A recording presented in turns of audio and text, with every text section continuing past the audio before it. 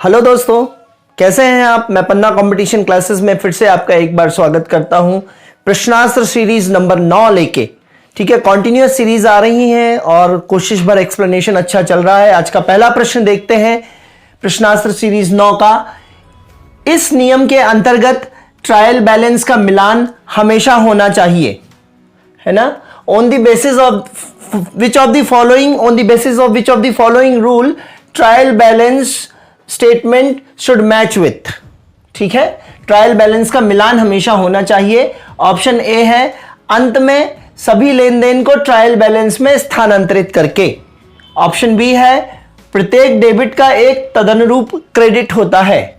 Every debit has its respective credit, है ना।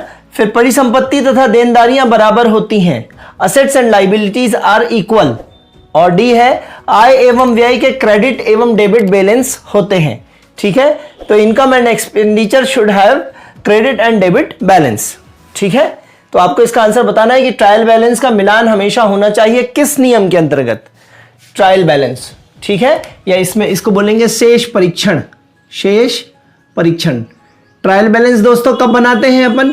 Trial balance बनाते हैं जब अपन इसको स्टेटमेंट्स, फाइनेंशियल स्टेटमेंट्स बनाने लगते हैं। तो उसमें फिर लेजर से, पूरे लेजर से, हर एक इंडिविजुअल लेजर से उसके साल के लास्ट का क्लोजिंग बैलेंस जो होता है वो बैलेंस चाहे डेबिट हो या क्रेडिट हो, वो किस में लाते हैं हम, ट्रायल बैलेंस में लाते हैं, या शेष परीक्षण या तलपट। ट्रायल बैलेंस को क्या बोलते हैं, तलपट।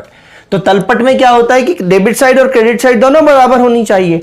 तो कौन सा नियम लगता है कि प्रत्येक डेबिट का एक तदनुरूप एक रेस्पेक्टिव क्या होता है, क्रेडिट होता है। So answer is every debit has its own credit, ठीक है। डुअल एंट्री सिस्टम में यही होता है। क्वेश्चन नंबर 2 है दोस्तों, धन वक्तव्यों के उपयोगों और स्रोतों को डैश के हिस्से के रूप में परीक्षित किया जाएगा, ठीक है। फाइनेंशियल स्टेटमेंट्स जो होते हैं या फाइनेंस जो जहां से आ रहा है उसका फाइनेंस का क्या उपयोग होगा, क्या यूज होगा, क्या फाइनेंस आने के रिसोर्सेज होंगे, उसको कौन सा हिस्से के रूप में टेस्ट किया जाता है या एस्टिमेटेड किया जाता है। फर्स्ट है एक पूर्वानुमानित तकनीक, है ना, एक फोरकास्टेड टेक्निक, एक अनुपात विश्लेषण दैट इज रेशियो एनालिसिस, तीसरा तुलन पत्र की तैयारी that is balance sheet preparation, और डी है निधि प्रवाह विश्लेषण या कैश फ्लो एनालिसिस। तो आपको बताना है कि धन जो आ रहा है कहां से आ रहा है, किस स्रोत से आ रहा है, उसका उपयोग क्या होगा, ये सारी चीजें आपको बताना है। कहां जाएगा, कहां से आ रहा है, इसका मतलब क्या है, इसका मतलब है कैश का फ्लो। तो कैश का फ्लो कहां से आएगा, कैश फ्लो स्टेटमेंट्स या कैश फ्लो एनालिसिस। तो आंसर हो जाएगा आपका कैश फ्लो एनालिसिस। इस पूरे कैश फ्लो एनालिसिस या रोकड़ प्रवाह जिसको बोलते हैं हिंदी में, निधि प्रवाह या रोकड़ प्रवाह, रोकड़ अंतर प्रवाह इनफ्लो और रोकड़ बाह्य प्रवाह दैट इज रोकड़ आउटफ्लो, कैश आउटफ्लो। ये पूरा थ्योरी लेक्चर नंबर 58 में दे रखा है अपने पन्ना कंपटीशन क्लासेस के यूट्यूब चैनल के लेक्चर नंबर 58 पे। और सारे के सारे 63 लेक्चर्स हैं। अगर उनका आपको पीडीएफ दोस्तों लगता है तो मेरे को व्हाट्सअप करिए, इस नंबर पे व्हाट्सअप करिएगा, कॉल नहीं लगाइएगा। 9827580344 इस नंबर पे मेरे को व्हाट्सअप करिए। सो मैं आपको इसकी लिंक शेयर करूंगा कुछ नॉमिनल चार्जेस पे, और फिर आप इसका पूरा पीडीएफ ले सकते हैं। क्योंकि अब समय नहीं है दोस्तों लिखने का, लेक्चर देख के समझते जाइए और फटाफट पीडीएफ से उसको रिवाइज करने के लिए तैयार हो जाइए, ठीक है दोस्तों। सो इसका आंसर हो जाएगा कैश फ्लो एनालिसिस। इसी क्वेश्चन में दोस्तों एक चीज और है कि मैंने रोकड़ जो प्रवाह है, कैश फ्लो है, जो कैश फ्लो को वर्गीकृत किया है, क्लासिफाइड किया है। कैश फ्लो को 3 तरीकों में क्लासिफाइड किया है, थ्योरी में बताया है मैंने। पहला है प्रचालन, प्रचालन मतलब ऑपरेटिंग। दूसरा है वित्तीयन, वित्तीयन इसी को बोलेंगे फाइनेंसिंग। और तीसरा है निवेश या निवेशन, इसी को बोलेंगे इन्वेस्टिंग। तो 3 तरीके के कैश फ्लो हैं, कैश फ्लो को वर्गीकृत किया है। और हर एक में जो है कैश इनफ्लो, कैश आउटफ्लो, इसमें भी कैश इनफ्लो, कैश आउटफ्लो, इसमें भी कैश इनफ्लो, कैश आउटफ्लो। और एग्जांपल्स दिए हैं, यहां से प्रश्न आए हुए हैं लास्ट ईयर। तो कैश फ्लो या रोकड़ प्रवाह को 3 तरीके से क्लासिफाई किया जा सकता है, इसी लेक्चर 58 में दिया है मैंने। और 3 तरीके कौन कौन से हैं? प्रचालन, ऑपरेशंस, वित्तीयन, फाइनेंसिंग कहां से आएगी, और जो फाइनेंस आया है उसको कहां निवेश करेंगे ताकि वो पैसा और ग्रो हो सके, तो दैट इज कॉल्ड इन्वेस्टिंग। तो रोकड़ प्रवाह के ये 3 तरीके हैं, इसको मैंने कोडिंग की है प्रवीण।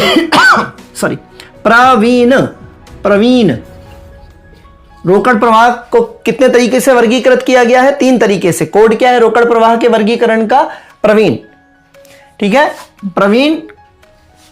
तो प्रा से मतलब प्रचालन, ऑपरेटिंग, वी से मतलब वित्तीयन, दैट इज फाइनेंसिंग, सॉरी दोस्तों, और ना से मतलब है निवेशन या इन्वेस्टिंग। तो प्रवीण कैश फ्लो का वर्गीकरण हो गया। नेक्स्ट क्वेश्चन है दोस्तों, विभिन्न कार्यात्मक विभागों से विशेषज्ञों को, वेरियस फंक्शनल डिपार्टमेंट से विशेषज्ञों को एक संगठन द्वारा तैयार किया जाता है, एक ऑर्गेनाइजेशन द्वारा तैयार किया जाता है, और उन्हें परियोजना प्रबंधकों, प्रोजेक्ट मैनेजर्स के नेतृत्व में, परियोजना प्रबंधकों के नेतृत्व में एक या अधिक परियोजनाओं को सौंप दिया जाता है। तो इस प्रकार का संगठन क्या कहलाता है? ठीक है, बहुत सारे फंक्शनल डिपार्टमेंट्स से कुछ एक्सपर्ट्स को उठा लिया जाता है, और उन एक्सपर्ट्स को उठाने के बाद एक संगठन तैयार किया जाता है, और इस संगठन या इस ऑर्गेनाइजेशन या इस टीम को एक प्रोजेक्ट मैनेजर को सौंप दिया जाता है कुछ विशेष काम के लिए। तो ऐसे संगठन क्या कहलाते हैं? Team organization, educational organization, matrix organization, और स्यूडो ऑर्गेनाइजेशन या फॉल्स ऑर्गेनाइजेशन, आभासी संगठन। लेक्चर 17 में मैंने बात करी है दोस्तों इसके बारे में, संगठन या ऑर्गेनाइजेशन, प्लानिंग, ऑर्गेनाइजिंग, जो कि मैनेजमेंट का दूसरा फंक्शन है ऑर्गेनाइजिंग। लेक्चर 17 में मैंने पन्ना कंपटीशन क्लासेस के यूट्यूब चैनल पे बात करी है। आप इसका आंसर बता सकते हैं। इसका आंसर होगा मैट्रिक्स संगठन। मैट्रिक्स क्या होता है? फॉर एग्जाम्पल मैं समझाता हूं। मान लीजिए कि जैसे एक पटवारी है, मान लीजिए आप कल को पटवारी बन जाते हैं और अब सारा पटवारी का राजस्व का काम करते हैं, भूमि को नापना, लगान को वसूलना, है ना, सीमांकन करना, तरमीम करना, है ना, सारी चीजें और केसेस को देखना, ये सारी चीजें आप पटवारी होने के नाते करते हैं। लेकिन मान लीजिए अचानक कोरोना आ गया है, तो कोरोना में हर तहसील से कुछ पटवारियों को उठा के एक टीम बना ली जाएगी जिला स्तर पर, और अभी पटवारियों का नेतृत्व कौन करते हैं? एसडीएम साहब। लेकिन फिर पटवारी का यूज हो रहा है कोरोना टीम में, तो हो सकता है चीफ मेडिकल ऑफिसर जो जिला का है वो पटवारियों की टीम का नेतृत्व करेगा। ठीक है, तो पटवारी अपने मेन काम से उठा के किसी स्पेशल प्रोजेक्ट, कोरोना, है ना, कोरोना सर्वे में मान लीजिए लगा दिया गया। ठीक है, तो एक विशेष प्रोजेक्ट में लगा दिए गए एक्सपर्टाइज, कुछ एक्सपर्ट पटवारी जो कि कंप्यूटर में भी एक्सपर्ट हैं, बातचीत करने में भी ज्यादा एक्सपर्ट है, तो उनको उठा के एक विशेष टीम बनाएंगे। उनका रूटीन वर्क तो यह है, लेकिन कुछ विशेष प्रोजेक्ट्स के लिए, है ना, अलग से उनको उठा के एक टीम बना दी गई, तो क्या कहलाता है? मैट्रिक्स। ठीक है, तो ध्यान रखेंगे, इसका और अच्छे से एक्सप्लेनेशन लेक्चर 17 में मिल जाएगा। नेक्स्ट क्वेश्चन है दोस्तों, पालन किए जाने वाले नियमों और प्रक्रियाओं के साथ नौकरियों की मानकीकरण प्रक्रिया कहलाती है। ठीक है, standardization of the job process, standardization of job process with the rules and regulations and procedures is called। rules, regulations और procedures के साथ यदि आपके जॉब का स्टैंडर्डाइजेशन कर दिया गया है तो इस प्रोसेस को क्या कहते हैं? तो जॉब के स्टैंडर्डाइजेशन प्रोसेस को क्या कहेंगे? पहला औपचारिकीकरण, दैट इज फॉर्मलाइजेशन, बी केंद्रीकरण, सेंट्रलाइजेशन, विकेंद्रीकरण, डिसेंट्रलाइजेशन, और डी काम विशेषता या वर्क एक्सपर्टाइज, जॉब एक्सपर्टाइज। तो आप बताइए कि नियम और प्रक्रियाओं का पालन करने के लिए नौकरियों का अगर स्टैंडर्डाइजेशन आपने किया है कि ये काम इस तरीके से होगा, ये काम इस तरीके से करना है, तो उसको क्या करेंगे? नौकरी को औपचारिक बनाना, नौकरी का फॉर्मलाइजेशन करना। जब आप फॉर्मल स्ट्रक्चर में होते हो तो कोई भी काम करने का एक विधिवत तरीका होता है। केंद्रीकरण और विकेंद्रीकरण तो बिल्कुल सत्ता पक्ष, अथॉरिटी से रिलेटेड है।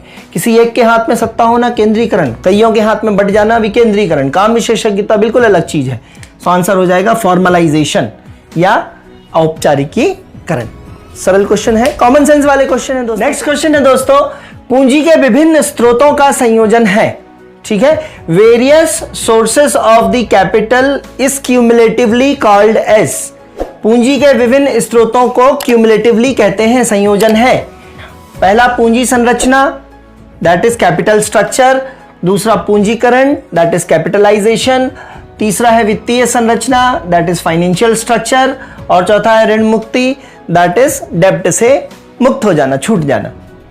लेक्चर नंबर 59 में मैंने आपको बताया है कैपिटल के बारे में, है ना, कैपिटल मार्केट और ये सारी चीजें भी आगे जाके बताई हैं उसके बाद मैंने। तो पूंजी क्या होती है, कैपिटल क्या होती है, एसेट्स क्या होती है, इसके बारे में लेक्चर नंबर 53 से लेखांकन शुरू हुआ है अपने यूट्यूब चैनल पे, सो उस पे आप देख सकते हैं। लेक्चर 59 में बताया कि पूंजी के विभिन्न स्रोत क्या हो सकते हैं। किसी कंपनी को यदि पूंजी चाहिए है तो वो मार्केट में अपने शेयर जारी करेगी, तो शेयर निर्गमन से पूंजी आ सकती है, वो अपने डिबेंचर्स जारी कर सकती है जिसको ऋण पत्र बोलते हैं, वो बैंक से लोन ले सकती है, अल्पकालीन लोन ले सकती है, दीर्घकालीन लोन ले सकती है, short duration loan, long duration loans ले सकती है। तो किस किस तरीके से पैसा कहां कहां से आएगा और वो पैसा कहां कहां लगाया जाएगा, ये सारी चीजें क्या कहलाती हैं, दैट इज कॉल्ड कैपिटल का स्ट्रक्चर। तो आंसर क्या हो जाएगा जी, पूंजी की संरचना। पूंजीकरण तो कैपिटलाइजेशन है, मार्केट में आप कितना आपका कैपिटलाइजेशन है, मार्केट में आपके कितने शेयर हैं और हर एक शेयर का भाव क्या है, उन दोनों का मल्टीप्लिकेशन कितने शेयर और हर एक शेयर का कितना भाव, दोनों का मल्टीप्लिकेशन करेंगे तो कैपिटलाइजेशन मार्केट का आ जाएगा। ज्यादा कैपिटलाइजेशन है तो आप लार्ज कैप कंपनी है, मध्यम है तो मिड कैप कंपनी है, छोटा है तो स्मॉल कैप कंपनी है।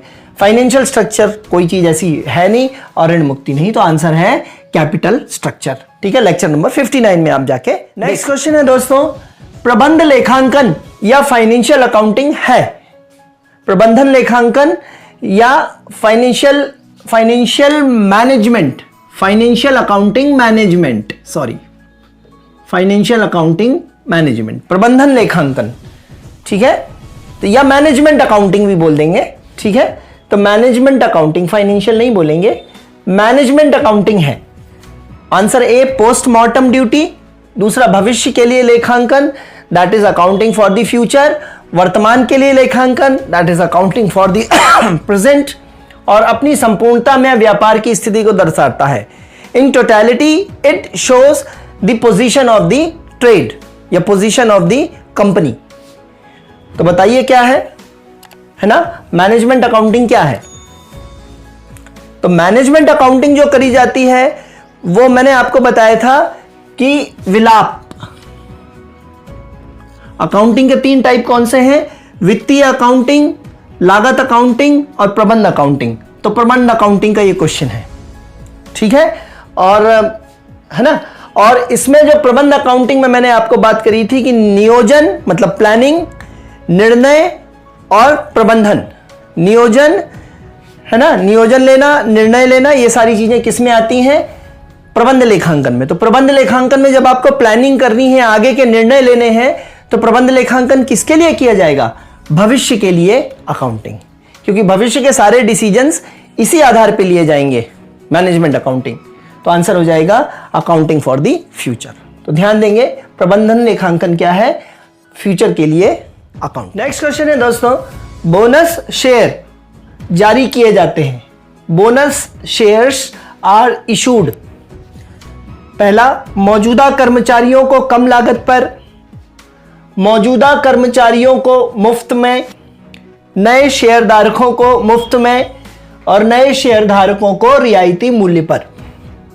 ठीक है, तो कोई भी कंपनी अपने बोनस शेयर, आप कॉमन सेंस लगाइए कि बोनस कब दिया जाता है, बोनस कब दिया जाता है, जब कर्मचारियों, कंपनी को अच्छा लाभ होता है तो कर्मचारियों को दिवाली पे बोनस दिया जाता है। हो सकता है 1 महीने की सैलरी उनको दिवाली पे एक्स्ट्रा दे दी जाए, तो उस 1 महीने की सैलरी के लिए कंपनी कुछ काम करवाती है क्या उनसे एक्स्ट्रा, नहीं, तो सैलरी फ्री में दे दी जाती है। मिठाई, कंबल, सूटकेस, बहुत सारी चीजें जो फ्री में दिए जाते हैं। तो बोनस हमेशा कैसा होता है, फ्री में होता है, और किसको होता है, कर्मचारियों को, कंपनी के एम्प्लॉइज के लिए होता है। तो आंसर क्या हो जाएगा इसका, मौजूदा कर्मचारियों को मुफ्त में दिए जाते हैं, free of cost for the present employ, है ना, bonus shares are given to the present employ on free cost.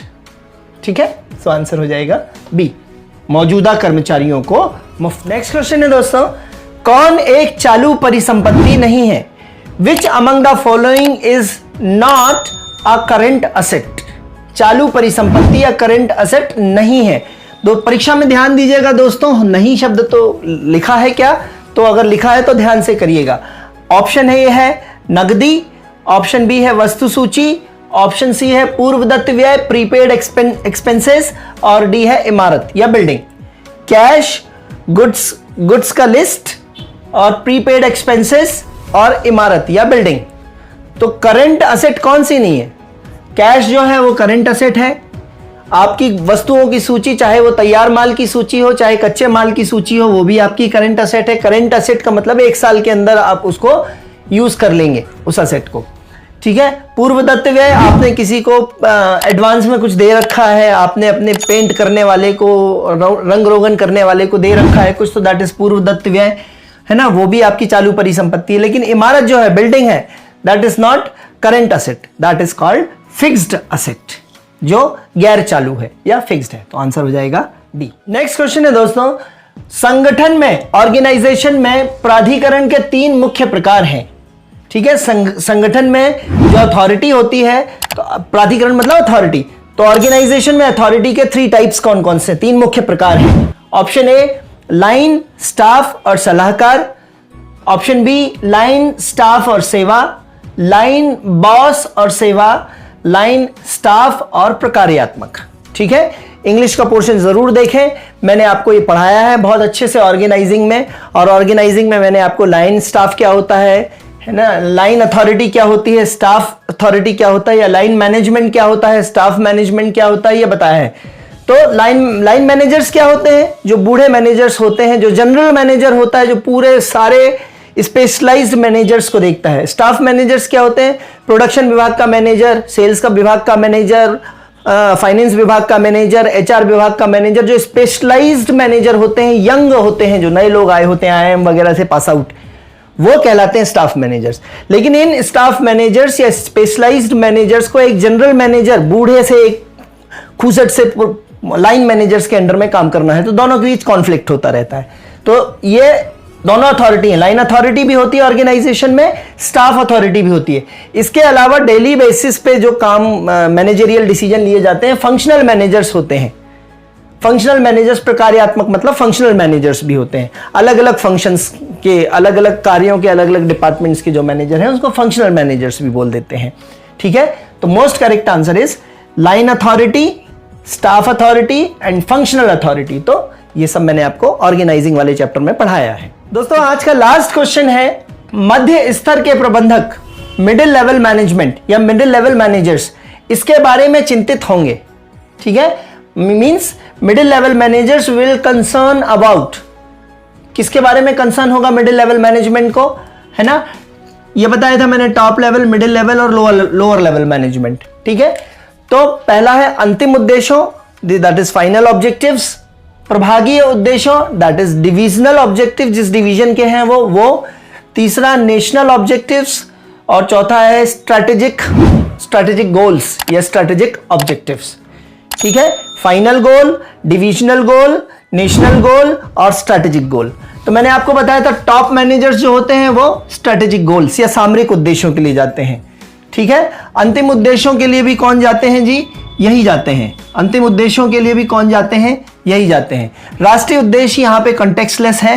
राष्ट्रीय उद्देश्य तो हम सबका है कि हमारा राष्ट्र आगे जाए, तो ये तो कंटेक्स्टलेस, संदर्भहीन है। तो आंसर हो जाएगा अपने विभाग के उद्देश्यों को पूरा करना ही किसका काम है? मिडिल मैनेजमेंट का काम है। प्रभागीय या डिविजनल गोल या डिविजनल ऑब्जेक्ट, ठीक है। तो इसी के साथ दोस्तों आज का प्रश्नास्त्र सीरीज नंबर 9 समाप्त करते हैं। अच्छे से पढ़ते रहिए। 15 तारीख तक मैं लगातार बना हूं और 15 तारीख से आपको हर दिन के पेपर का रिव्यू दूंगा। 100% आपको यहां से आने वाला है, ठीक है। और प्रबंध में आप बहुत अच्छा करेंगे, बस साथ बने रहिए। Consistency is the key of success. तो कंसिस्टेंसी बनाए रखें दोस्तों। तब तक के लिए धन्यवाद। गुड बाय, जय हिंद, थैंक यू।